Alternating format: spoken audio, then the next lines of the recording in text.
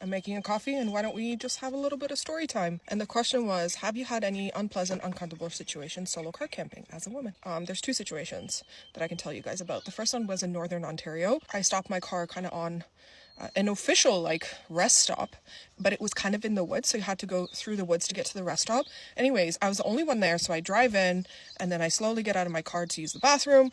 All of a sudden, this like truck of 4 guys drive in, and they park kind of far from me, so I'm like, okay, cool. And then I get out of my car and I start walking to the bathroom, and I get that feeling. You know the feeling, every woman knows that feeling, that I shouldn't be there. Around and go back to my car. The moment I turned around and started going back to my car, they all started getting out of their car. I quickly got into my car, turned my car on, and like got out of there.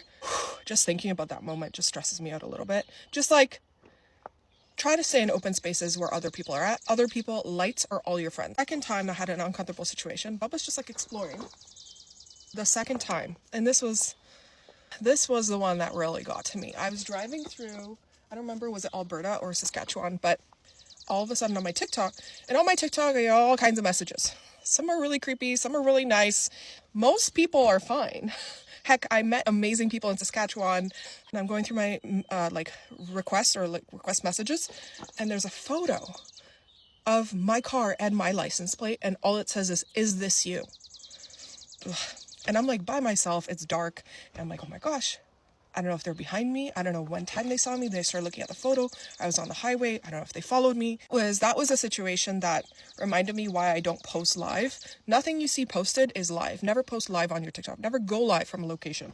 It's just not safe. The last time when I did this trip from Toronto to BC, I stopped posting for a little bit, maybe like 2 or 3 days. That was like when that happened, because I was like, I don't know. I just felt so like unsafe as a woman.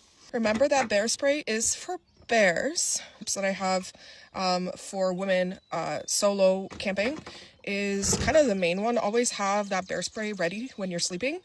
Always have your front seat of your car empty so you can jump into your front seat of your car in case you need to go. And my last tip that I can think of right now is don't drink when you're a solo camper. The reason is not because I don't want you to have fun. When you're impaired, you can't drive. And when you need to get out of a situation, you have to be able to drive. So I learned that, sadly, the hard way, because a tornado almost hit the camping ground where I was staying at on my first camping adventure in Ontario, my first solo one last year. I'll tell you that story if you want to know that story. And if you guys want more tips or like more organized tips, ask me more questions below and I will answer in a video when I can. But now it's time to go. Bye.